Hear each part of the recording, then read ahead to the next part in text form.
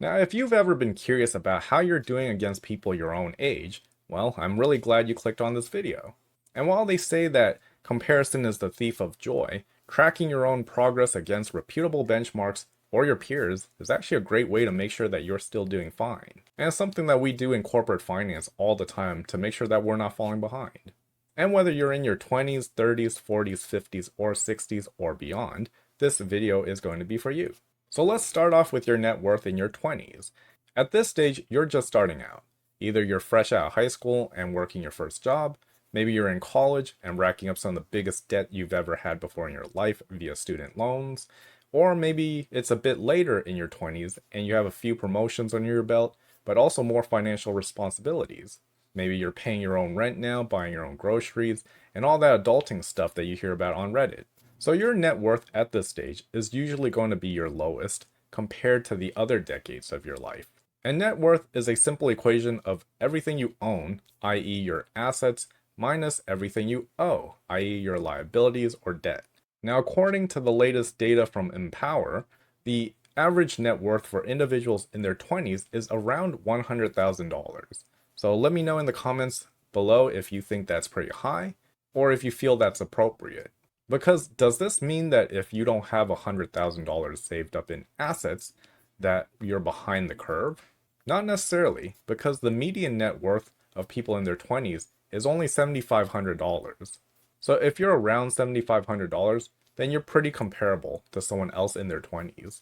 Now, your net worth in your 30s.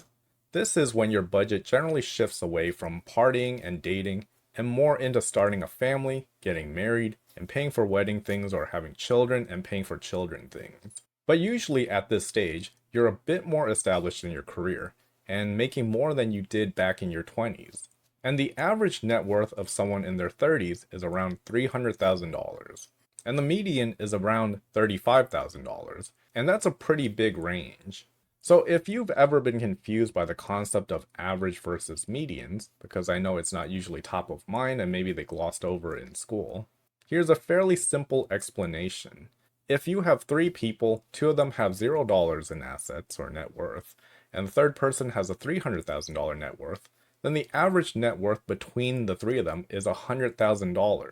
As you can see, that's not really a good representation of anyone's net worth in this case, because it's way higher than the two that have nothing, and way lower than the person that has a lot. But if you take those same three people again, the median net worth would be zero, because the median is the person in the middle.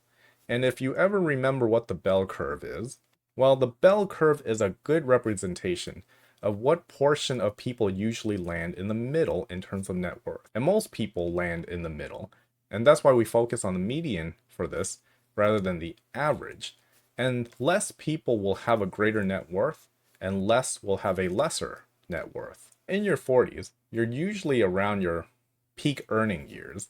And at this point, you may be seriously thinking about retirement, which you might still have large debts like a mortgage, but you're also building a greater net worth and accumulating more assets and paying off debts.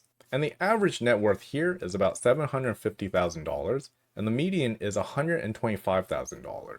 Something to note here, in anticipation of when you hit 50, you can start making catch-up contributions to your retirement accounts. So if you've ever wished you could turn back time and contribute more, here is the next best thing, where it allows you to contribute an additional $7,500 to your 401k or your retirement account every single year. Now for your net worth in your 50s and beyond, and I'll just leave this chart up here for you to take a look at while I speak through the rest of this section. In general, your net worth rises until your 60s. Then it starts falling lower as you're digging into your retirement savings. Keep in mind that what I've shared in this video are just general guidelines. They do not include nuances that might be important for your situation. For example, if you live in the San Francisco Bay Area or somewhere else with a high cost of living, you may want or have more assets than someone living in a low cost of living area. And someone with more assets than you in a higher cost of living area may actually be having more financial struggles than you because things are just more expensive, so their purchase power is less. That's pretty much all I have, so thanks for watching and please subscribe.